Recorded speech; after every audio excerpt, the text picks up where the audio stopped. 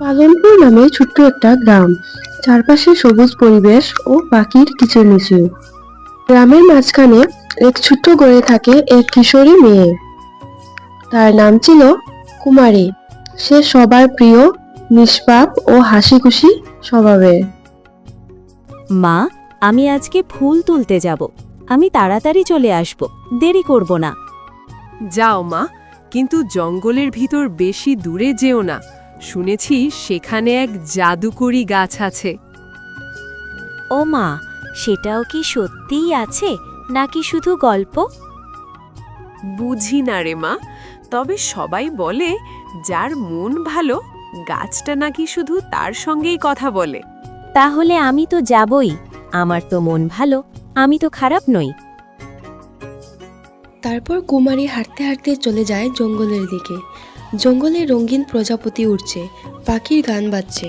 আহা, এই ফুলগুলো তো অনেক সুন্দর। মায়ের জন্য কিছু তুলে নিয়ে যাই, ভালো হবে। ও, এটাই কি সেই জাদুকরি গাছ?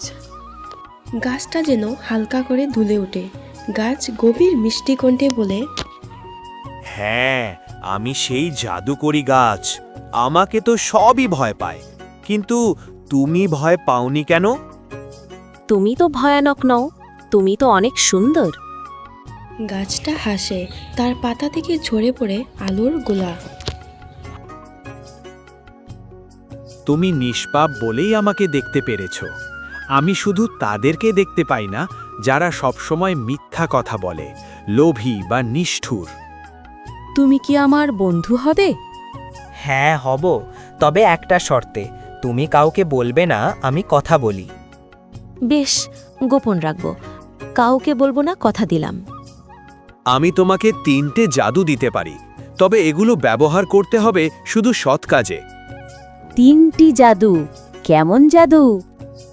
প্রথম জাদু হলো যে কোনো শুকনো জায়গায় ফুল ফল ফলাতে পারবে।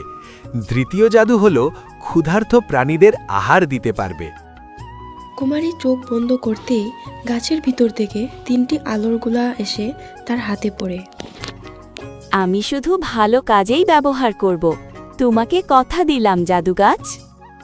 একদিন ভয়ানক খরা পড়ে, ধানক্ষেত শুকিয়ে যায়, সবাই কষ্টে পড়ে, আকাশে মেঘ নেই।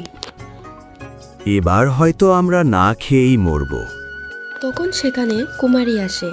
কুমারীর মনে পড়ে তার প্রথম জাদু।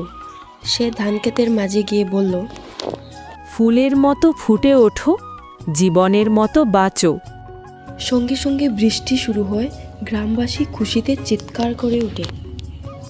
অদ্ভুত, কুমারী যেন কোনো দেবী। কিন্তু কুমারী কিচ্ছু বলেনি, সে সেখান থেকে চুপচাপ চলে যায়। একদিন সে দেখে এক বাচ্চা হরিণ জঙ্গলে ক্ষুধায় কাঁদছে। তখন তার দ্বিতীয় জাদু মনে পড়ে যায়।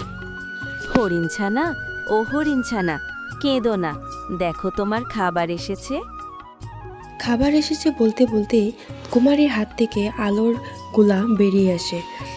সঙ্গে সঙ্গে সেখানে বিভিন্ন ধরনের ফলমূল ও কচি কচি ঘাস গজিয়ে ওঠে।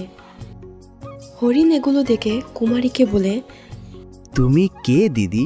তুমি কি কোনো পরী? না, আমি শুধু তোমার ভালো বন্ধু।